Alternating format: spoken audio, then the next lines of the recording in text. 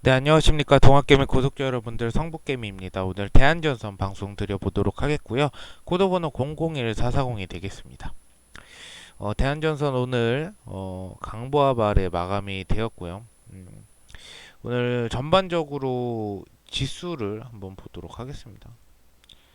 이 전반적으로 지수를 봤을 때 사실 캔들 자체는 음봉이긴 한데 솔직히 나쁜 흐름 아니죠. 어쨌든 우상향 흐름.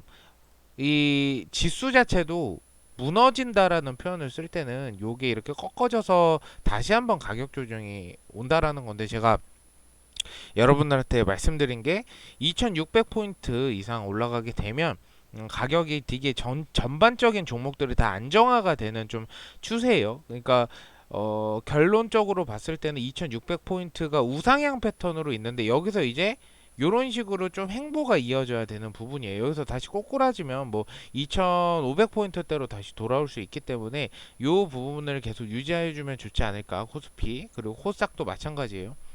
사실 코스닥이 코스피보다는 조금 또 이 하락이 최근 들어서는 굉장히 잦았어요. 그래서 제 전반적으로 봤을 때는 이제 코스피가 어쨌든 이 반도체 관련주들도 삼성전자를 필두로 반도체 관련주들도 최근 들어 계속 오르고 있고, 그렇다 보니까 전반적인 이제 뭐 삼성전자가 비중도 굉장히 많이 차지하고 있고요. 그래서 전반적으로 코스닥보다는 코스피가 더 좀 크게 상승하는 좀 패턴이지 않을까라고 생각을 하고 있고요.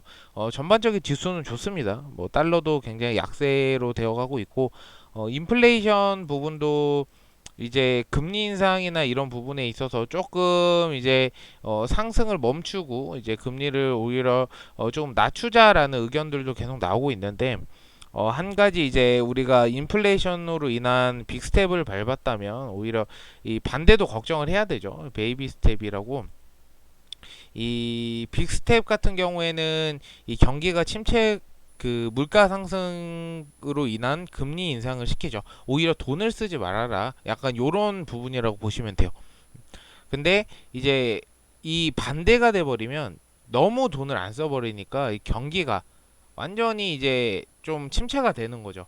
그러니까 우리가 일을 해서 돈을 벌면 요거를 어떤 소비를 해야 되는데, 이 소비가 이제 많지 않게 되면 경제가 오히려 인플레이션보다 더 악화되는 상황이 올 수가 있어요, 역으로. 그래서 요거를 굉장히 중간 지점을 맞춘다는 게 굉장히 어려운 부분 중에 하나인데, 요거는 뭐 이제 우리가 미국 기준금리나 아니면 미국의 연방의 어떠한 조치로 인한 파급력이 한국에도 크게 미치다 보니까 이런 부분을 잘 따라가지 않을까 싶어요. 근데 반대로 이제 미국에서 그 우리 코로나 이럴 때 금리 인상, 인플레이션이 왔을 때 금리 인상을 계속했는데, 최근에는 미국이 금리 인상을 했었음에도 불구하고 동결을 굉장히 많이 했던 걸로 기억이 나요. 그만큼 이제 좀 저는 이 미국과 아예 100% 벗어날 수는 없지만 그래도 너무 따라가진 않았으면 좋겠다. 우리가 피해를 입는 것들이 너무 많았어요. 그동안에 이 미국 증시를 계속 따라가다 보니까 피해 입는 게 너무 많았는데, 요거를 조금 벗어났으면 좋겠다. 그냥 제 바람입니다. 그래서 전반적인 이런 주요 증시라든지 이런 부분들을 봤고요.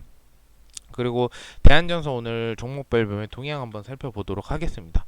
오늘 대한전선 보시면 외국인하고 기관계가 좀 매집을 한 상태인데, 금융투자 보험사 쪽에서 매집을 했고요. 그리고 연기금은 이제 매수한 이후에 큰 매도는 없습니다. 그리고 외국인이 최근 들어서 2주 정도 물량을 계속 소화해 내므로써 주가가 하락하지 않고 조금 상승 우상향하는 패턴으로 지금 가고는 있다. 근데 방심하면 안 되죠. 일단은 오늘 강보합에 마감은 했는데 이 15,000원대를 좀 지지를 잘 해주면서 여기서 횡보하는 게 제가 중요하다고 했는데, 요 기간은 1주에서 2주 정도. 그쵸? 말씀드렸어요. 그래서 어느 정도 횡보하는지 보고, 만약에 내가 여기서 신규 접근을 해야겠다 하면은 그때 신규 접근을 하시는 게 좋아 보이고, 그리고 어쨌든 2만 원 이상이 물리신 분들은 계속 노력해서 내가 대응해 나간다. 평단가를 좀 낮추고, 그리고 어느 정도 상승이 나왔을 때 내가 수익권은 아니더라도 적어도 손해는 안 보고 좀 탈출을 해야겠다라고 생각을 하시면 될 것 같아요. 좀 단기로 보시는 분들은.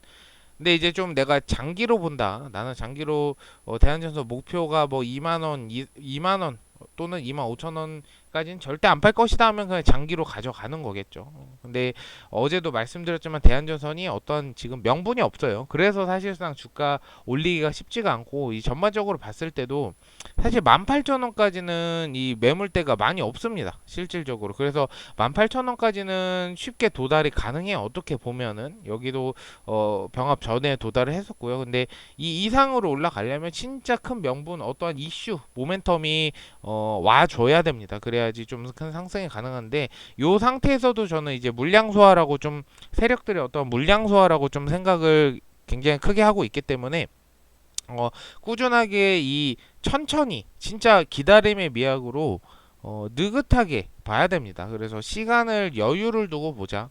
이렇게 보시면 될 것 같아요. 지금 거래량도 어떻게 보면은 좀 없기 때문에 오히려 물량을 모아가는 단계이지 않을까 이런 생각을 좀 해주시면 될 것 같고 대한전선 여러 모멘텀 중에 제가 개인적으로 생각을 할 때는요.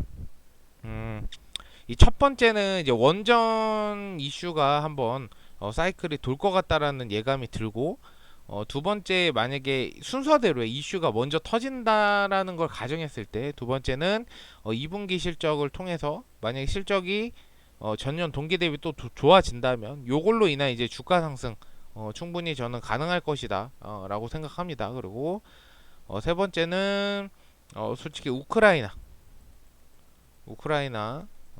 재건 관련주로도 한번 부각이 될 것 같고 네 번째가 이 신재생 에너지 사이클 돌 때 신재생 에너지 사이클 때 해저 케이블 지금 관련주로도 분류가 되기 때문에 신재생 에너지 사이클을 돌 때 조금 영향을 받지 않을까. 그리고 마지막이 네옴시티.